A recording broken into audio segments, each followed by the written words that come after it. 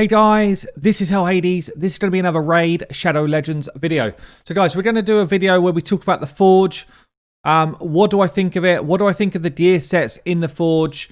How often would I use my charms and that type of stuff? How effective is this gear compared to the gear that was already in the game? So overriding, is the Forge useful? Would I use it? Do I use it? And what sets am I gunning for? So let's have a look. Basically, what's happened is we've got 4 sets now in the Forge, 2 of which are basically the same set. Pretty much they're the same set. So you've got Deflection and you've got Resilience. Both of them do exactly the same thing. Both of them give you HP and defense. And you're probably thinking to yourself, well, if I've got a tank, that's exactly the stats I need. HP and defense wrapped up together to make my tank more durable, more capable of taking hits. And in fairness, you're probably right, but we'll get into that in a second. This one, Deflection, is a 4-piece set. The only bonus you get on a Deflection set versus Resilience is that you also get this chance to deflect a debuff, which is okay. Now, there's only one other set in the game right now which allows you to stack defense, and that is the defense set. This gives you 15% defense. Those 2 sets there basically give you the equivalent of 10% per 2-piece. So it's slightly worse for stacking defense than the defense set, but you get HP with it as well. Personally, I will not be rolling any of the deflection set or any of the resilient set. If I want to build a tanky character, a tanky champion in this game, I'm going to build them with either speed gear or lifesteal gear or resistance gear.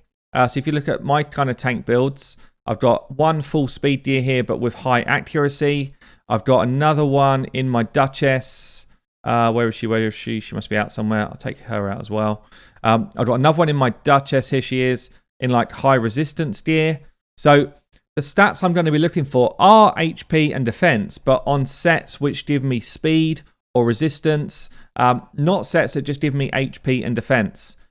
In fact, the only time that I really tried to stack defense was when I was trying to build a Valkyrie up when I got her over 8k defense. That is literally the only time I've done it. I will not be rolling deflection set or resilience set. I think stacking HP and defense is actually some of the weakest stuff you could do. Because you get good HP rolls on your main stats on gear anyway, you can get good defense rolls on your main stats on gear. So for me, the place to stack those sort of stats is in substats and in primary stats of gear, not in sets. I mean, that being said, do they have unique?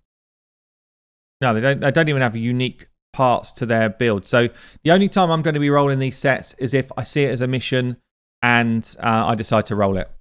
The other thing I'll say quickly here before I get onto those other 2 sets is I will not be trying to roll certainly anything which is 3 to 4 star unless it's a mission.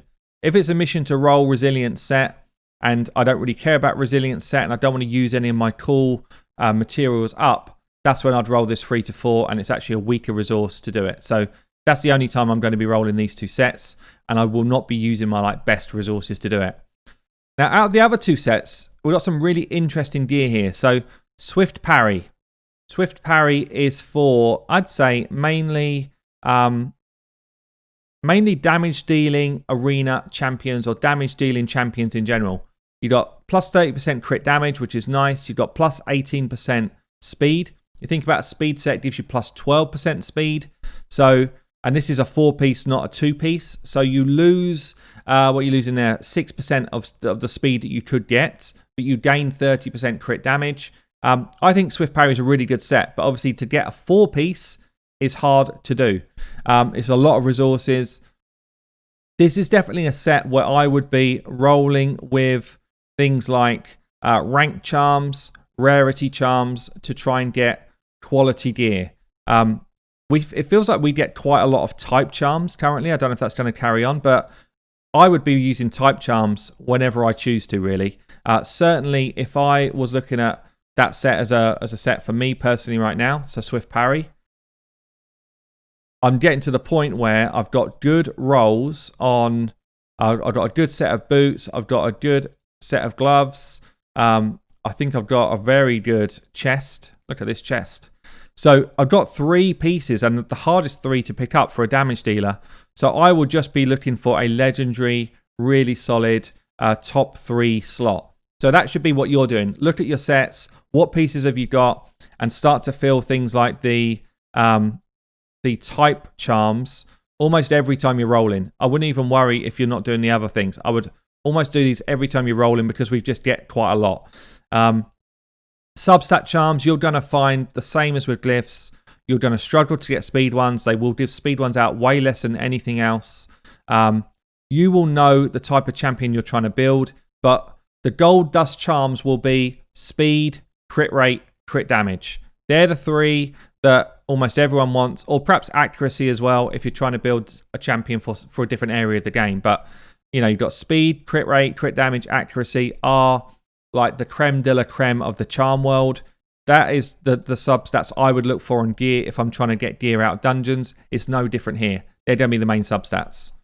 So Swift Parry, I think, is an excellent set. It's up there as one of the stronger sets in the game, especially if you've got a setup in the arena that you can afford to just allow a little bit less speed with your damage dealer, albeit Swift Parry still sits behind something like a Savage set for a damage dealer or something like multiple Cruel sets for a damage dealer. So plus 30% crit damage versus ignoring defense is nowhere near. So Savage set, I'd say in terms of damage dealers, you've still got Savage set is creme de la creme. Cruel set's very strong. Swift Parry will come in the mix there, and Speed Gear will come in the mix after that as well. So very good set, but not like top tier. If you look at, let's say the top 30 in Platinum right now, I would expect probably none of them use Swift Parry at all on their top teams that they're running to try and beat Plat. So it gives you an idea of where I see it fits. But certainly for the average player, certainly even for my gear, I will be running Swift Parry on perhaps 1 or 2 champs. Now, we get to Perception. Perception is, for me, the strongest gear set in the Forge. So what does it do? It gives us 40 accuracy, which is exactly the same as what accuracy set gives us. And it gives us 5% speed, which is significant. 2-piece set, which means you don't need to kind of roll piece after piece after piece. And if I compare it to the current gear sets that we've got, and think about the arena specifically, this is an arena set really, albeit it can come into play in Clan Boss if you're trying to up your accuracy. It can come into play in dungeons if you want to build your accuracy up and get some speed as well. But if I think about my Madame, let's get my proper Madame out. My Madame I've built in full accuracy gear. And the hardest thing that I found to do was to get her fast enough to make sure that she goes without being cut in on. So high accuracy, high speed is the role you need for this type of champion in the arena. And if I replaced all of my accuracy gear for perception gear, all I'm going to do is gain an additional 15 speed, which is significant. It means that on some of the items where I've put that item on not because of the good accuracy roll, but because of the good speed roll, I can start to tweak some of that around. But ideally, what you're going to be looking for here in terms of substats will be more accuracy and more speed, because that's pretty much what you're building on that champion. So anyone who's going to be a control champion for you in the arena, and by that I mean a stun champion, a freeze champion, a provoke champion, anyone who's going out there to do debuffing for you, like decrease defense and weaken, all of those style champions would massively benefit from perception, and it is the strongest set in the game for those style champions. Stronger than anything else, especially for arena builds. If you're newer into the game and you're trying to build your clan boss teams, you might have to go life steal, which is fine. But your 2-piece last set, in a lot of instances, would benefit from perception, accuracy, and speed. Anyone who's coming up through the game, accuracy and speed are 2 of the biggest kind of drawbacks in terms of building your champs for, to get yourself to that right accuracy level, right speed level. So for me, perception relevant right the way through the game, right from kind of like early clan boss all the way through to late game, hyper whales. The strongest people in the game will be building this set. So this is a set where I am most inclined to use my glyphs, my charms. I don't have a lot of charms anyway, but I would be using my charms here, and I'd probably be throwing accuracy into it, and if I had it, speed into it. And depending on the type of champion I want to put it on, is whether I would use things like crit rate and crit damage. Probably not. Probably I'd be looking more for the stats which are going to drive the benefit of this set, and accuracy is probably the biggest one.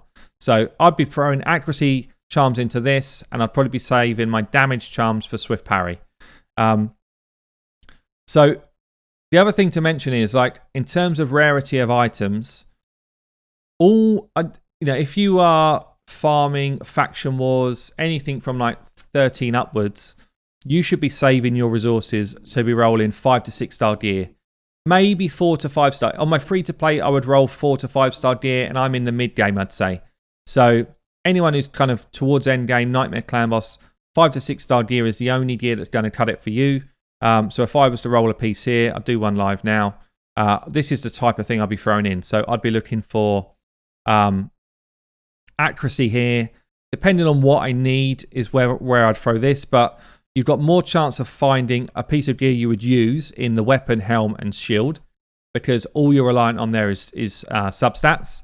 However, you're still going to need gauntlets, chest plates, and boots. So you don't discount those, but you're going to find better results from the helm, weapon, and shield, just because you don't have to worry about the main stat. So if you were going to throw in something like a rank charm and a rarity charm, and they're hard to get, then I would probably use those on weapon, helm, and shield. And if I'm just going for like a roll like I'm doing here, without those rank charms and rarity charms, that's when I'd throw in something like the chest piece and see if I get a lucky main stat. All of this, though, guys, is still RNG. There's tons of RNG involved in this. You can't really predict what you're going to get. I mean, this is just terrible. Really, on a set of boots, so I didn't get a shield.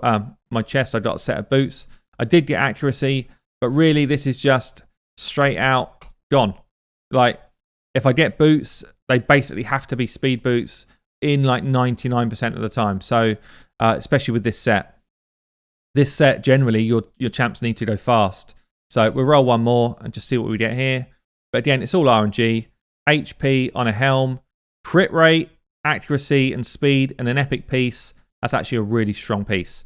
I got two of the things which benefit the set. I got crit rate, which is always going to be good on any champion you get. It's epic. It's a shame it's 5 star, but other than that, it's actually a solid piece. So hopefully that's helpful, guys. The Forge is definitely something to play around with. It's definitely something to make use of.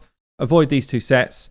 And obviously when you get your quests, just be aware that some of the quests, have I got any Forge ones today? I don't think I have.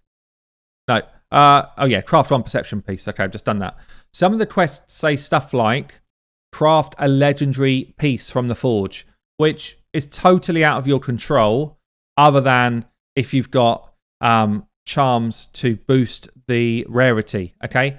So don't just burn all your resources today because you want to get some of these pieces. Think a little bit.